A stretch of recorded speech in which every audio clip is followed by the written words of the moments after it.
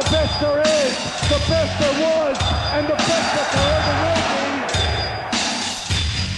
Fuck the tomorrow!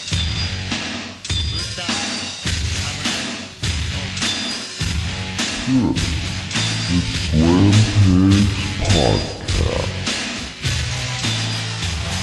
Well, hello, sir. How are we doing?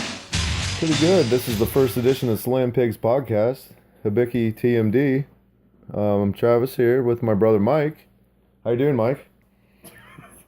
Yeah, it's we just watched FASTLANE. It was very anticlimactic, to say the least, at the end. Good main event. I got it. Main event had some real good spots in it. A little disappointed with the finish. Obviously, a little. Well, a lot of things I thought might happen that they could have added to it. They definitely didn't. What do you think they could add it to it? I definitely thought there was going to be a Wyatt interference there, as most of us probably did. Yep, rumor mill's been going around about the Wyatts and Brock facing off Bray Wyatt, Brock Lesnar, WrestleMania 32. See, now that didn't happen. So, what do you think they do with Brock? I don't know. Maybe they're still setting him up for the Wyatts. Maybe that happens tomorrow night on Raw. Because they're doing that whole the Wyatts are taking down the Titans of WWE thing. I mean, obviously they beat the three Titan jobbers tonight. You got Kane and Big Show and Ryback. Yeah, all three people make me want to go take a piss while I'm watching them. Which is essentially what I did tonight, because I ducked out of the jobber-thon tonight. Well, let's run down from the main event first here on Well, firstly, can we just comment on how bad the quality of WWE Network was tonight? Yeah, don't even have to say it really, but let's get into it. I don't know if it's everyone. Been 2 years. Yeah, it's getting a little. I mean, I thought it would get a lot better. The internet connection at this house is very good, and I don't understand why we cannot watch a pay-per-view live and not have a 30-second pause because of the connection or whatever's going on with that. It's very annoying to try and watch pay-per-view live, especially when you know you're going to review it, and you have to deal with that bullshit. Well, trying to look on the positives of it, for certain matches tonight, I was thankful for the lag. I mean, let's be honest. We had to sit through fucking Brie Bella. Ugh. And how many grunts did she have tonight? We're going out of order again, but I mean, let's just cover it while we bring it up. Brie Bella, the retirement match. Hopefully, I don't want to be a dick, but hopefully this was the end. Best of luck, and please don't come back. So yeah, the lag on the network is bullshit. It's been 2 years, and I've been a pretty dedicated subscriber since the beginning, and it's only gotten, I don't want to say worse, but yeah, worse. It's not really living up to what it should be for paying $10 a month. So they really need to get on that shit. But as far as Fastlane, Michael, the main event, like we said, great match. Probably up until Owens and Ziggler, the match of the night. You did miss Kalisto and ADR. Yeah, I didn't get to watch the pre-show there. You did say that it was a pretty good match. I could probably guess what it was like. Typical Kalisto. Obviously, if you've seen the first two, yeah. Pretty much. Yeah. I mean, Alberto obviously is coming out being the aggressor. He's going to take control early. I didn't get to watch any of this match, but I can only think, hey, Kalisto, a.k.a. reincarnated Rey Mysterio, just put that out there. Let's try and be a little more creative, WWE. Well, see, I don't know why they didn't go with his indie name, Samurai del Sol. Yeah, I don't understand that either. I thought it was a really cool name. I guess that's not a good enough name for Vince. But I don't get it. But I can only imagine, I'm sure Kalisto did a lot of unrealistic flippity-doo-dah spots that were probably very pleasing to a 7-year-old boy, but to a dedicated wrestling fan like you and I, probably seemed very unrealistic. A little too, I don't want to say gimmicky, but it's definitely takes me back to like WCW Cruiserweight era where they were doing a lot of that stuff, and it's like, wow, that's so unrealistic. That's one of the first times in wrestling where you really saw stuff really feel like it wasn't real. Because I know back as a kid watching wrestling in the 80s and 90s, I mean, wrestling looked I don't know, real. though. We sat through some bullshit and, like, Survivor Series 93, the four doinks. I mean, we were supposed to think that was real. That was 94. What? Yeah, that was 94. Yeah, because he went against the Lawlers. I'm pretty sure it's 93. No, it was 94 because we're going to have to... Because that was the same pay-per-view with Brett and Bob Backlund for the title. 94 was. Yep, and that was the same pay-per-view with the Fort... Well, no, you're talking about the... Are you talking about with Men on a Mission Yes, doinks? with Okay, Men on a Mission. I thought you were talking about 94 when they had the midget doinks versus the midget lawlers. I mean, pick your poison as far as that. Yeah, so. that's where I got confused there. But I actually like when I remember the first time I ever saw Rey Mysterio at Grandma Helen's house on I think it was a Bash at the Beach VHS from Harold at the neighbor. We had a neighbor at my grandmother's house, and he had pretty much introduced me and my brother here to wrestling.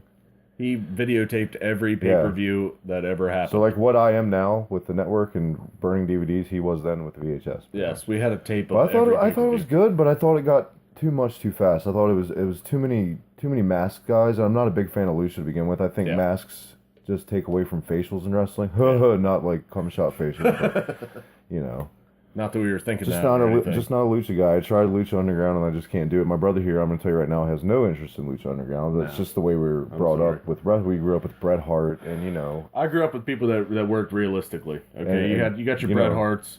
Speaking of which, your favorite. Shout out to Bret Hart for the successful prostate surgery. Absolutely, Bret. Congratulations on beating cancer. I hope you stay healthy, my man. Still hoping. That is your man. That's your guy. I'm not gonna lie, I was all about the Pink and Black Attack as a kid. But it was a good attack. Never got to meet him, but I mean, as far as the circle of real wrestling fans, or as the wrestlers want to call us, smarks, Bret Hart's got to be top 5 on most anybody's list of best all time. Nobody sold like Bret Hart. No. To this day. Nobody could take it, like he would say himself, I'm quoting him, nobody could take a shit kicking like Bret Hart. Maybe the closest to what we have is Ziggler, but at the same time, I think Ziggler oversells a little too much. Don't even get me started on Ziggler. There's a lot of stuff on Ziggler that feels like bullshit. But let's get back on topic. All right, the main event, it was definitely, besides Kalisto and ADR, it was the match of the night as far as me. A lot of ups and downs. I was very surprised the Wyatts didn't come out. What would you grade that match? Solid. At first I wanted to say B, but I'm going to have to go with B+. Yeah? Not a fan of the ending, but at the same time, when you think about it, I hate the character Roman Reigns. I think he's a boring cock, but at the same time, when I think about it, why do we hate Roman Reigns? I mean, that's the question. I think it's the classic... Because we know that we're being force-fed something that exactly. we're not... It's the classic being pushed down your throat syndrome. You know somebody that's getting pushed. Now, would he be getting pushed this much if Seth Rollins was still healthy? Yes, I think he would. Because he was when Seth Rollins initially got injured. I disagree, though, because obviously the rumor mill was... No, I think they had their eyes set on their glory boy from the beginning. This is our Samoan Cena, and that's what they... Well, I mean, he's always going to get that muscle comparison because we know Vince likes big guys. I don't know what his fascination is with bodybuilders. To me, it kind of strikes me as a little awkward.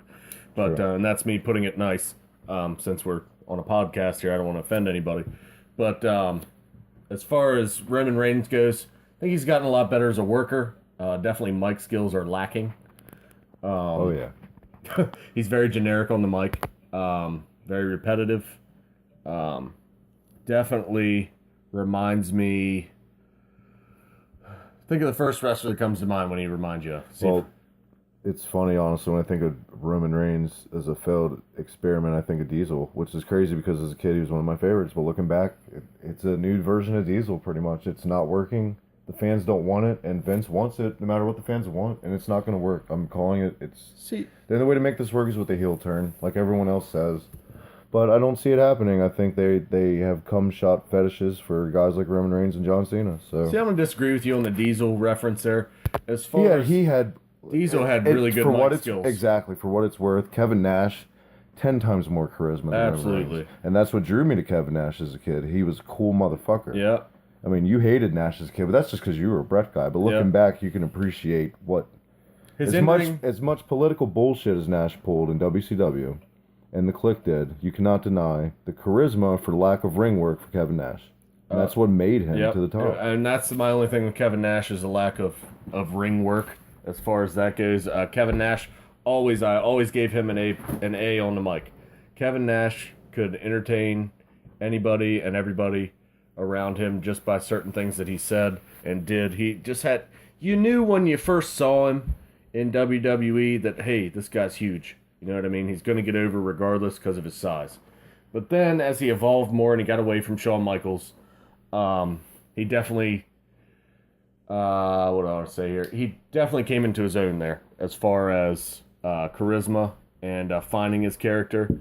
He was definitely one of the best mic guys in the business in the mid '90s at the time. I mean, But you say what you want about his ring work. I'm one of those guys that doesn't care for his ring work very much. No, and nobody really does. But I don't think Nash cares about. He always sold out wherever he went. NWO, even before that with Diesel, I thought he did a real good job with the belt for what he was. Well, I don't think he really sold out till he became NWO. Yeah, but I thought he carried the belt real well, and even in WWE later on in WWE. Looking back, yeah, at the time people hated it. But looking the time back, was so. It's not fair though, because that was 94, 95 time when wrestling was just bleh. Yeah, you know what I mean when you got the Body Donnas going for the tag team titles. Oh God. God bless you, Chris Candido, but Jesus Christ, was that a shit fest? I'm having convulsions. I see Tom Pritchard. With blonde hair. You got Jacob and Eli Bloom.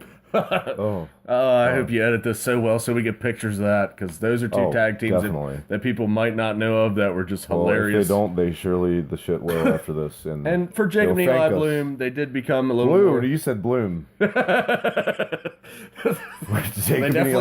definitely did bloom in WWE. They have a florist gimmick.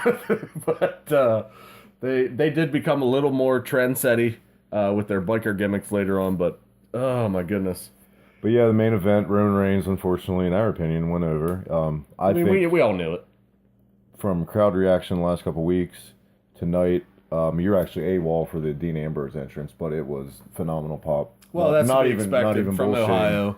You know, but I'm telling you, man, at the Rumble, at the last couple of Raws, Ambrose is the guy, and I don't know why they're not pulling. Well, I mean, he's got to be early odds-on favorite. Him and AJ Styles have to be the two early odds-on favorites for Money in the Bank. Right? Absolutely. Kevin Owens is in there too. Kevin Owens is in there, but he's holding the IC belt right now. Well, a lot can happen. Yep. I mean, you saw how quick they got it off of Ambrose there. I didn't understand why that was. I guess it was to make another match for the pay-per-view. As far as how they're going to get the belt off of him, I mean, it's definitely possible. Like I just said, you saw how quick they got it off of Ambrose. Owens? Yeah, but you saw how quick they got the IC belt off of Ambrose. Well, let's wrap up the main event real quick. We'll get to Owens. Yeah, it's going to be Reigns and Triple H at Mania. I haven't been this excited about a main event since WrestleMania 26 with Batista and Cena. So hopefully this is better than WrestleMania 11, so it's not the worst WrestleMania ever. No, it won't be. They'll pull something out of the hat for the undercard, I'm sure, but we're just going to have to suck it up and deal with this as our main event. As far as Brock, like we're saying, what do they do? I mean, I've always been in favor, and I thought Dave Meltzer, Tuna Meltzer, talking about this, Brock and Taker as a team against the Wyatts. And I think, as far as shock value, I think that would actually get the ball rolling on something, because you would never expect that. Absolutely. There's just nothing. I like that idea. What the hell do you do with Taker? I mean... Or Brock. What the hell do you do with Brock? What do you do with anybody? Everybody's hurt. Well, that just brings the two big questions following this match. Well, there's probably three big questions. One, what do you do with this main event with Roman and Triple H? Because if this is the main event of WrestleMania, there's got to... I'm sorry, but you have to add some kind of stipulation or a special guest. Well, there will be. Or something, because this match alone is not going to draw as a main event. Lest we forget, The Rock has agreed to appear at WrestleMania. Okay. It's a done deal. So, yeah, you get the generic Rock and his cousin's corner crap. You know he's going to be in there. However many C's I just did there with all that alliteration. One way or another, whether hell or high water, heel turn or nothing, Roman Reigns is leaving WrestleMania with that belt. Absolutely. Everybody knows that. But the second question, then, what do you do with... Well, what do you do with Brock? Or both. What do you think? What do you think they should do with Brock at WrestleMania? My opinion, with the lack of talent and people hurt, like I said, a tag match, Taker as his ally against the Wyatts. I think the shock value, and I think the attraction's there. And I think you put the Wyatts over in that, and you pin Taker, because Taker's on his way out. Brock isn't. Brock is under contract. You got two part-time guys going against four full-time guys. And I know you don't like guys. him. You put Braun Strowman over Taker. Ugh. You got to make a new giant. There's no new giants. I don't like watching giants wrestling. I've never liked watching giants. What do you do with that? What do you do with Braun Strowman, though? Vince has a hard on for giants. He can't work. He can't talk. Every generation, Vince needs a giant. Oh my goodness! And this is his hard on giant. I'm telling you, Braun Strowman is his rock hard boner for this generation's giant. You don't put Braun Strowman over. That's the first thing I disagree with. I like your idea for a tag match. I mean, we already discussed my dream match as far as that situation went. A lot of you guys might think it's too much, but I think it would be probably one of the biggest drawing WrestleMania matches ever. You have 4-on-4. Okay, have the Wyatts have an equal amount of opponents. Okay, and what better way at WrestleMania in front of probably the biggest WrestleMania crowd that they will ever have? It is that, I mean, regardless of what you people think, this crowd's If they can fill it. This is going to be bigger than WrestleMania 3. I'm sorry, but especially if you book this match, you have the Wyatts against Brock Lesnar, The Undertaker, The Rock, and Texas's own Stone Cold Steve Austin. What a blockbuster 8-man tag would that be? I know I would be watching that because obviously it's in Texas. You got Taker and Austin are both from Texas. Plus you got The Rock and Brock in that match. That would be I don't know how you would follow it, but you don't. That's the only problem. That's the only problem, but I don't know how you follow it. How many WrestleManias? But would you? I bet you if you didn't have the network, I bet you that match alone makes you want to buy it. Oh, good Lord. That match alone makes me want to fucking go outside right now naked and do it. I mean, Christ, that's a wrestling fan's wet dream. But you gotta be realistic. But I mean, it's so easy to advertise, and it's a lot so of those guys easy, aren't even acting. and it's so easy to help Stone Cold in that because everybody's concerned about Stone Cold and his neck and all that stuff.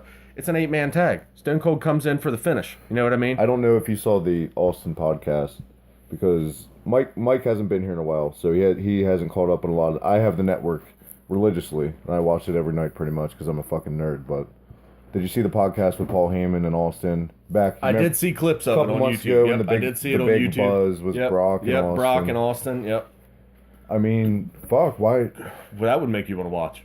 But I just don't think... It's selfish for us to say to Steve Austin, like, but get back in the ring and risk your health. You know what I mean? This is the company that put you on the map, and they're actually struggling right now, and they need something.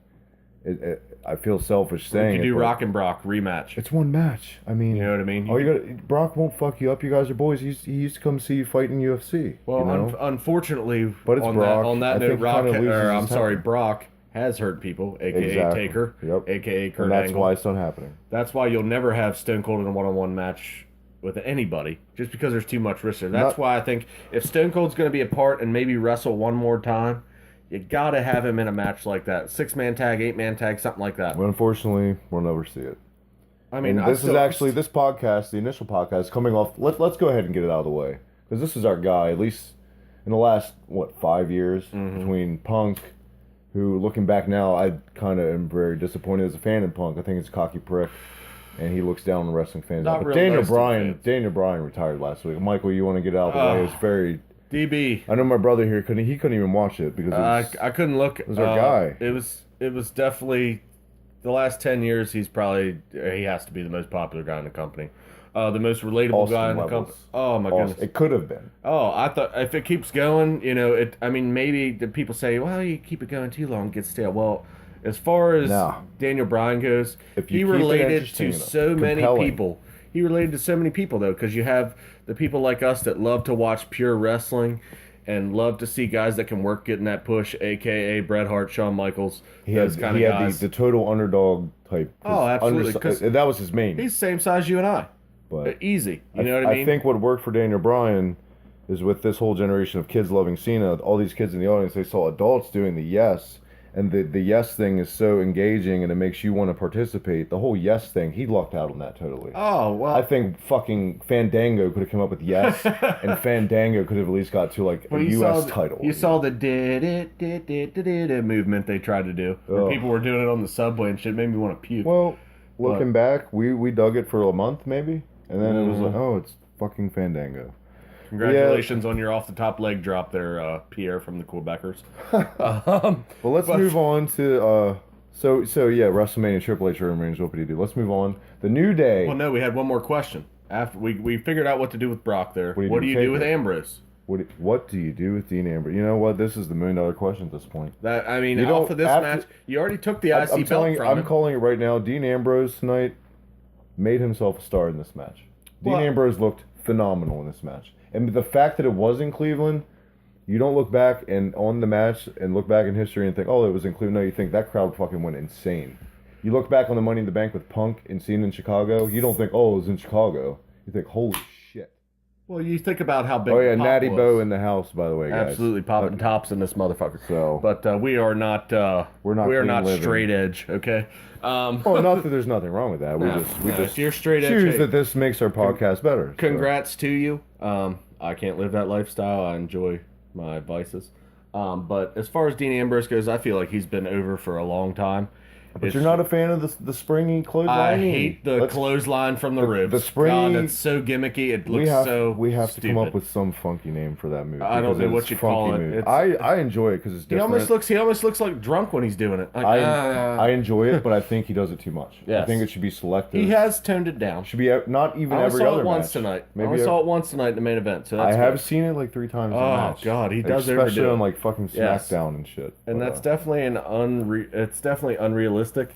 But, it's one of his signatures. I get it. It's what makes him different. Yeah. But as far as Dean Ambrose as a worker, Dean Ambrose got to be in your top 5 right now as far as workers in the WWE. They don't have a choice. Well, it's depleted, but even if everybody was healthy... When Stardust is in your top 8, something's off. But, yeah, I mean, anything could happen between now and Mania. Dean Ambrose, what do you do with him? I mean, we could talk for an hour about that. We really could. As far as my idea for Ambrose, I mean, obviously the first idea that comes to mind... I'm an Ambrose guy. I'm an Owens and Ambrose guy. Those are my guys right now. And AJ Styles, that's a given. I mean, I'm a New Japan guy. My brother here doesn't follow New Japan a lot, but we're going to have to remedy that soon. We're going to have to get on some New Japan. The first idea, obviously, that makes the most sense, I guess, as far as if you were running WWE and you're lame-ass Vince McMahon, is you have... Didn't used to be, though. It used to be a fucking... Is you have the 19th match of Ambrose and Kevin Owens at WrestleMania for the IC belt, which nobody wants to see. Nobody wants Even to. though it's a great match, 5-star match,